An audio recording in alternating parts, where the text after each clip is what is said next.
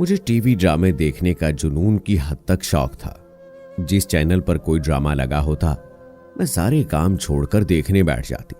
कभी दादी बैठी होती और ड्रामे में कोई बात उन्हें ठीक न लगती तो कहती, देखो जमाने को क्या हो गया है, लड़कियों को क्या सिखा रहे हैं, अपनी मर्जी का लड़का मुंतखब करो और अपनी पसंद की शादी करो। भला ये भी कोई बात है? लड़की, तुम ऐसे ड्रामे ना देखा करो जिसमें लड़कियां आजाद ख्याल दिखाई जाती हैं। तब मैं जवाब देती, दादी आप तो हैं पुराने जमाने की, आपके दौर में होती होंगी लड़कियां बेजुबान गाय जैसी। हमारा जमाना अब तरक्की कर गया है, लड़की को भी पसंद का हक दिया गया है। भला पसंद की शादी करने में क्या हर्ज है? बेटी, बच्चियों को भला क्या समझ के कौन कैसा है। ऐसा वैसा कोई लड़का अच्छा लगा और बाद में सही ना निकला, जिंदगी बर्बाद हो जाती है। एक दो दिन का खेल नहीं, शादी उम्र भर का सौदा होता है। वालिदैन को तजर्बा होता है, वो जिस कदर जमाने को जान परख लेते हैं बच्चे नहीं समझ सकते। लड़कियां जज्बात और माँ बाप अकल से काम लेते हैं, लिहाजा वालिदैन पर भरोसा करने में औलाद का भला है। आजकल जाने क्या सिखा रहे हैं औरत को। लड़की माँ बाप के आगे पटर पटर बोल रही होती है और बीवी शौहर के मुंह पर थप्पड़ मार देती है। अरे बेटी, हकीकी जिंदगी में ये सब नहीं चलता। घर बसाने के लिए समझौते करने पड़ते हैं। औरत का भला इसी में है कि वो अपने शौहर की बर्तरी को तस्लीम करे। जो फौकियत अल्लाह ने मर्द को दी है और औरत को एहतराम बख्शा है, उसे दोनों को मानना चाहिए। मर्द हो या औरत हो, एक दूसरे के खिलाफ बढ़ चढ़कर बोलना ठीक नहीं। दादी जब ऐसी बातें करती, ड्रामे का मजा किरकिरा हो जाता और मैं टीवी बंद करके उठ जाती। मूड खराब हो जाता। दुआ करती दादी कभी भूले से भी टीवी लाउंज में आकर ना बैठे। बुजुर्ग तभी अच्छे लगते हैं जब वो एक हद तक रोक टोक करे और बहुत ज्यादा पंदो नसाह ना करे। मैंने अब्बू से शिकायत कर दी। भला उनके पास दौलत की क्या कमी थी? वो एक जाने माने बिजनेसमैन थे, करोड़ों के मालिक। उन्होंने मेरे कमरे में टीवी लगवा दिया कि जो जी चाहे बैठकर देखो। टीवी लाउंज में आने और दादी को कुछ कहने की जरूरत नहीं, उनकी जो मर्जी चाहे देखें। तब टेंशन खत्म हो गई। लेकिन जल्द ही मेरा टीवी ड्रामों से दिल उकता गया। इम्तिहान खत्म हो गए थे। अब्बू से फरमाइश की मुझको गाड़ी लेकर दे। भाई जब दिल चाहता है गाड़ी लेकर चले जाते हैं। मुझे कहीं जाना हो तो उनका मुंह तकना पड़ता है। मैं इकलौती बेटी थी और दो मेरे भाई थे। मुझे वालिदैन से उनसे ज्यादा प्यार मिला। उन्होंने मेरे लिए गाड़ी खरीद दी और मैंने ड्राइविंग भी सीख ली। जब जी चाहा गाड़ी लेकर घर से निकल जाती, कभी किसी सहेली के घर, कभी शॉपिंग मॉल और कभी यूं ही किसी सुनसान सड़क पर लॉन्ग ड्राइव के लिए। रिश्तेदार लड़कियां मेरी जिंदगी पर रश करती थीं। एक रोज शॉपिंग के लिए निकली, सोचा मदीहा को साथ ले लूं।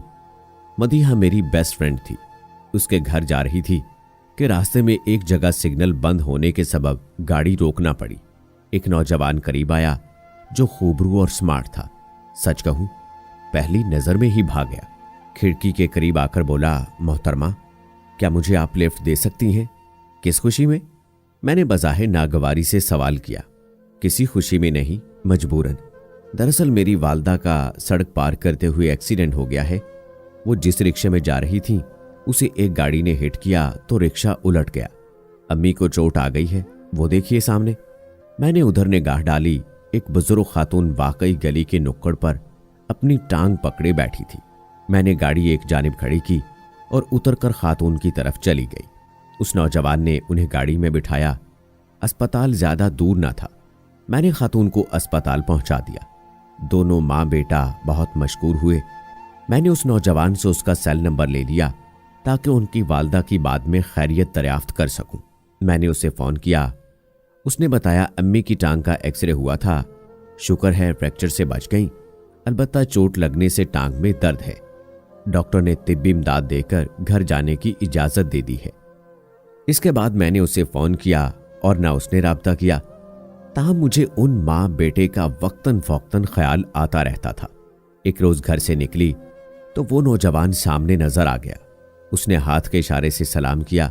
मैंने गाड़ी रोक ली और पूछा, अब आपकी वालदा कैसी हैं? अल्लाह का शुक्र है वो बिल्कुल ठीक है। इतनी बात करके वो एक तरफ खड़ा हो गया। मेरा जी चाहा कि उससे पूछूं कि कहीं जाना है तो मैं छोड़ दूं। उसने कहा, शुक्रिया। हमने वो सामने वाला घर किराए पर लिया है। नासिर, तुमने जो घर किराए पर लिया है, मेरा घर उसी के सामने वाक़ है। इसका मतलब है कि हम पड़ोसी बन चुके हैं। तो इस खुशी में क्या करना चाहिए? वो हंसकर बोला, चलो इस खुशी में मिठाई खाते हैं। मैंने खुशी में बेसाख्ता पेशकश कर दी। वो भी गालबन लिफ्ट चाह रहा था। फौरन गाड़ी में बैठ गया और हम एक मशहूर मिठाई की दुकान पर चले गए। मैंने मिठाई खरीदी और वापस लौटकर उसी जगह आ गए। मुझे यहीं उतार दीजिए, अम्मी इंतजार कर रही होंगी। दरअसल मैं उनकी दवा लेने निकला था कि खुशकिस्मती से आपसे मुलाकात हो गई। मालूम न था कि आपका घर सामने है। अल्लाह का शुक्र है आपसे मुलाकात हो गई। अम्मी ये जानकर बहुत खुश होंगी। चलो फिर तुम्हारी अम्मी से मिल लेते हैं। मिठाई उनके साथ बैठकर खाते हैं। जरूर, अगर आपकी वालदा भी इस वक्त हमरा होती तब बहुत अच्छा होता। मैं समझ गई कि मुझे वालदा के हमरा इसके घर जाना चाहिए ताकि रस्म राह बढ़े। ठीक है, हम शाम को आएंगे। वेलकम, मैं अम्मी को बता दूंगा। ये कहकर वो गाड़ी से उतर गया और पैदल अपने घर की तरफ चल दिया। मुझे ख्याल आया उसकी वालदा के लिए सेहतयाबी की खुशी में गिफ्ट लेना चाहिए। घर जाने की बजाय बाजार चली गई। एक अच्छा सा परफ्यूम खरीदा और शाम को अम्मी से कहा, हमारे सामने वाले घर में नए किराएदार आए हैं, चलिए उनसे मिलते हैं। वो कहने लगी, कल चलेंगे। आज मैंने तुम्हारे मामू की तरफ जाना है, उनकी तबीयत ठीक नहीं है। थोड़ी देर पहले भाभी का फोन आया था। मैंने कहा कि 5 बजे आ जाऊंगी। अम्मी जान, चली जाना मामू के घर, लेकिन पहले नासिर के घर चलते हैं। मैंने उससे बता दिया था कि आज शाम अम्मी और मैं आएंगे। ये नासिर कौन है? हमारे नए पड़ोसी। नासिर पहले मेरे साथ कॉलेज में पढ़ता था। मैंने झूठ बोला ताकि अम्मी बाल की खाल उतारने ना बैठ जाए। अम्मी, नासिर की वालदा का एक्सीडेंट हुआ था कुछ दिन पहले। आप खैर खैरियत दरियाफ्त करना, तभी मैं उनके लिए मिठाई और ये गिफ्ट लेकर जा रही हूँ। ठीक है, मेरी माँ ने कहा। शाम को मेरे साथ वो नासिर के घर चली गई। चंद मिनट आंटी के पास बैठकर उठने को हुई। मुझसे कहा, तुम चाहो तो इनके पास बैठो, मेरा भाईजान इंतजार कर रहे होंगे। मामू जान की तबीयत ठीक ना थी। वालदा को उनकी फिक्र दामनगीर थी। वो चली गई और मैं देर तक आंटी के पास बैठकर इधर उधर की हाँकती रही। दरअसल मुझे नासिर से लगाव हो गया था। रफ्ता रफ्ता आंटी से मिलने के बहाने नासिर से भी मुलाकात होने लगी। एक रोज नासिर ने बताया कि उनकी वालदा बेटी के पास फैसलाबाद चली गई हैं क्योंकि उनकी तबीयत नासाज रहने लगी थी। यहां देखभाल करने वाला कोई न था। तुम क्यों नहीं उनके साथ गए नासिर? मैंने कारोबार शुरू किया है, यहाँ एक दोस्त के साथ मिलकर, काम नया नया है, गैर हाजिर नहीं हो सकता। चलो ठीक हुआ, अगर तुम चले जाते मैं उदास हो जाती। वो मुझे कुछ परेशान सा लगा तो मैंने पूछा, परेशान हो? बताओ क्या बात है? परेशान इसलिए हूं कि अम्मी घर पर नहीं है, फिर तुम हमारे घर ना आओगी तो क्या हुआ, हम बाहर कहीं मिल लेंगे। मेरे वालिदैन आज़ाद ख्याल हैं, वो दक्का नुसी बिल्कुल नहीं है। एक हफ्ता गुजरा कि उसने फ़ोन किया, सारा अब कब मिलोगी? मैं खुश होकर बोली, जब कहो। उसने कहा, कहाँ मिलना है? मैंने उसे रेस्टोरेंट का नाम और मिलने का वक्त बताया और वक्त मुकर्रर से कबल ही वहां पहुंच गई और एक टेबल पर बैठकर उसका इंतजार करने लगी। वो मुकर्रर वक्त से 10 मिनट बाद आया। माजरत की कि सवारी नहीं मिल पा रही थी, देर हो गई है। तुम गाड़ी क्यों नहीं खरीद लेते? जल्द ले लूंगा, वो बोला। फिलहाल तमाम सरमाया कारोबार में लगा दिया है, नया नया बिजनेस है ना। मैं जानती थी कि वो ज्यादा दौलतमंद नहीं है, मगर मुझे दौलत से कोई सरोकार ना था। मेरे वालिद के पास दौलत की कमी ना थी और मोहब्बत, वो कब दौलत के लिए की जाती है? मोहब्बत तो उससे हो जाती है जो अच्छा लगे, मन भा जाए। मैंने अभी तक नासिर से अपने दिली जज्बात का इजहार ना किया था, बस एक दोस्त की हैसियत से मिलती थी। कहते हैं कुछ लोग बेटियों की पैदाइश पर रंजीदा हो जाते हैं। औलाद बेटी हो या बेटा, औलाद प्यारी होती है, लेकिन कुछ बेटियां नासमझी में वालिदैन के दिल में शगाफ डाल देती हैं। मुझे खबर न थी कि मैं भी उनकी झोली दुखों से भर दूंगी कि जिन्होंने मेरी झोली में जिंदगी का हर सुख और अपने प्यार की दौलत उंडेल दी थी।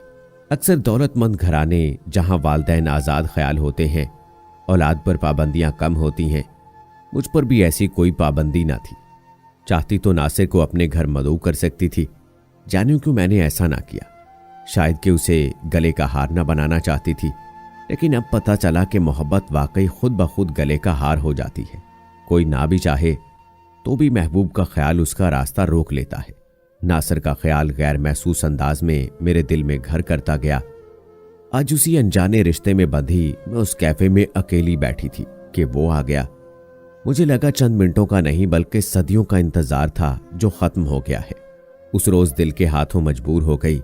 बहुत सी बातें हुई, हमने इजहार मोहब्बत कर दिया और इस रिश्ते को निभाने का वादा भी किया। उसने कहा था कि मेरा ताल्लुक मुतवस्सत तबके से है, लेकिन मुझे तुम्हारे वालिद की दौलत से गर्ज नहीं। तुमसे प्यार है, ये बात तुम आजमा लेना।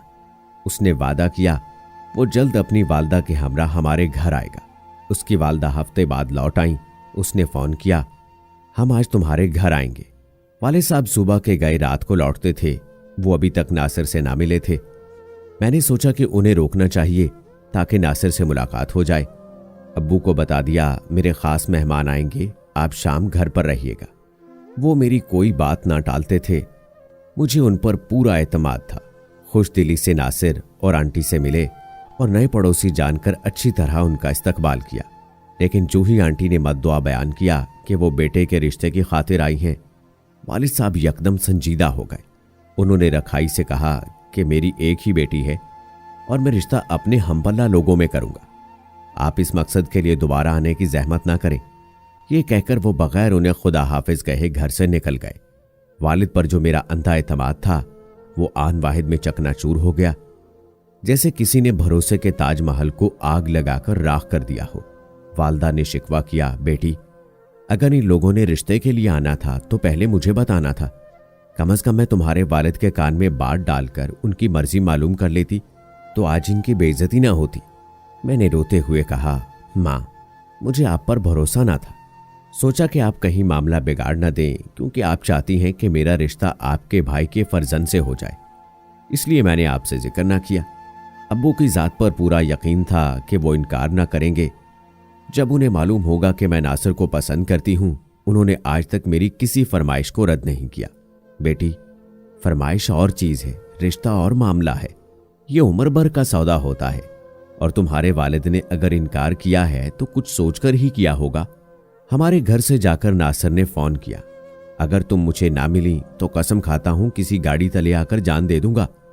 मैं अम्मी अब्बू से बहुत झगड़ी, टूट कर रोई। आखिर उनको अपनी लाडली बेटी की खुशी की खातिर घुटने टेकने पड़े।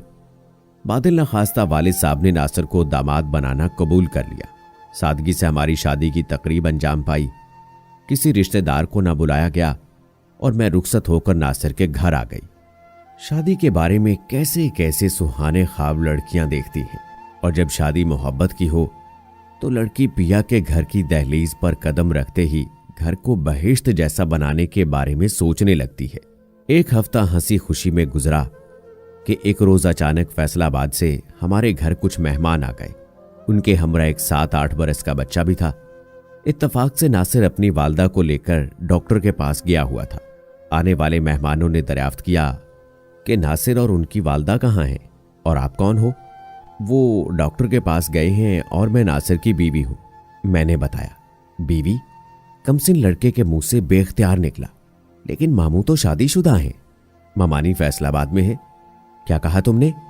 मेरा मुंह खुला का खुला रह गया। हाँ आंटी, वो मेरे मामू हैं और उनके 4 बच्चे हैं। आप कैसे उनकी बीवी हो सकती हैं? लड़के की मां भी परेशान हो गई।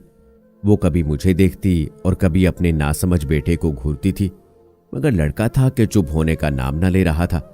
नासिर और आंटी घर लौटे तो मैंने कहा, नासिर मुझे पता चल चुका है कितना बड़ा धोखा दिया है तुमने मोहब्बत के नाम पर। तुम शादीशुदा और 4 बच्चों के बाप हो।